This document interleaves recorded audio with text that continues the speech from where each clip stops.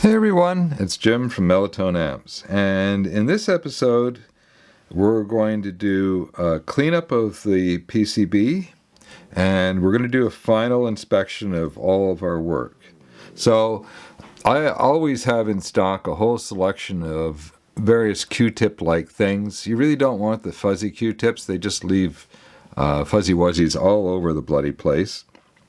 So when it comes to cleaning up flux, no clean flux even, if you're using no clean flux, and you should have been, and you were very careful not to use too much, then technically you can just leave the board as is. Now, some of that flux will brown and get crusty and disgusting if it gets heated up quite a bit. So the flux around the tube sockets, yeah, that they get kind of messy on, of course, the other side. But you can clean up the board quite easily. It takes a little bit of work. I like to use acetone as my first cleaning agent. Be really careful. This stuff is powerful, so this should be done outside, and make sure you dispose of any cleaning implements you use or rags outside safely. Do not leave acetone rags lying around. They could spontaneously combust. So you should be wearing a respirator or be working in really open air, and even then be really careful, and of course glove up if you're going to be using rags in your hand. So nitrile gloves are your friend when it comes to staying safe with chemicals. So basically just work your way around. You don't have to be anal about cleaning the board, but some things like all this little smudging and stuff will come right off.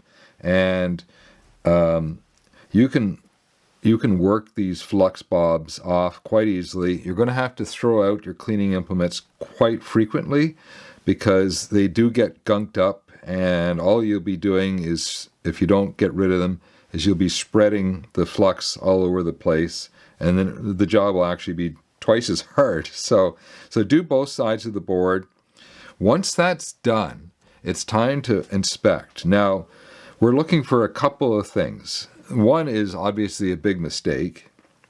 So for example, you can see here we got all of our sockets are on the top side of the PCB, along with our filament wires, our diodes, our RCA jacks, and our switches. Everything else is on the other side of the board.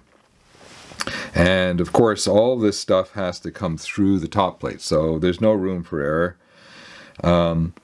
And we're going to do an inspection to look to see if we've hit all the solder joints properly, or all the pads. And when we solder on both sides of the board, sometimes we forget to come back and clean something up. So now's the time to go in and clean it up. The other thing we're going to check is polarity. So we want to make sure that all the polarity of all the components that have to be facing in the right direction are all correct.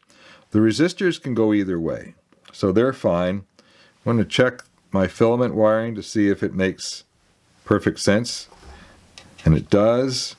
That all looks good.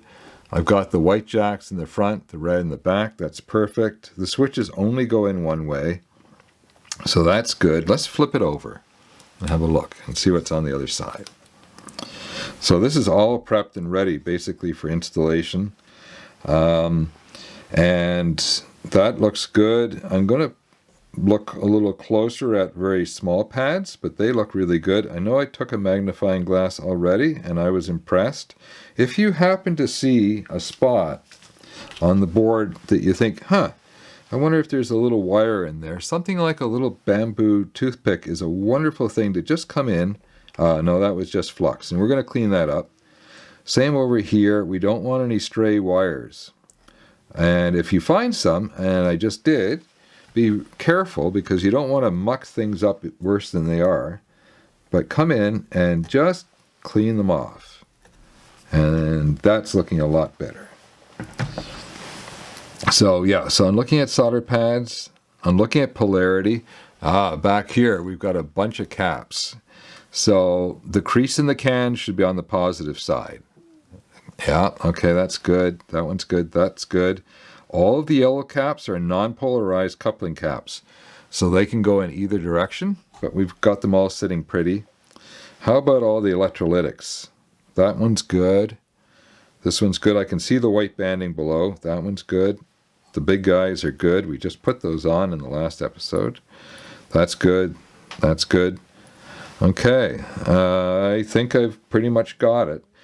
So I actually still have to finish cleaning up the board, and I'm also looking to see if I've got any anything that had a wire or a component that passed through the board, and making sure that they're all clipped off nice and neatly.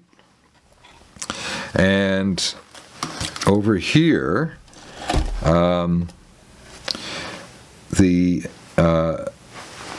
we've got a lot of the hookup wires come through. So here's, let me get that on screen for you.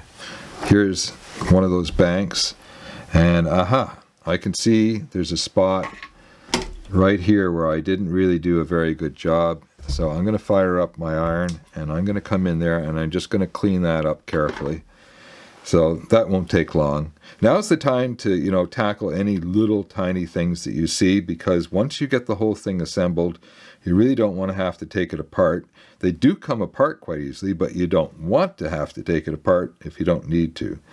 And there's one more prep that I always forget to do, and then I end up having to take it apart. So hang on a second and I'll show you what that is. Well, you're almost done when you've already started to think about that first track you're going to play, and you start emptying out bags.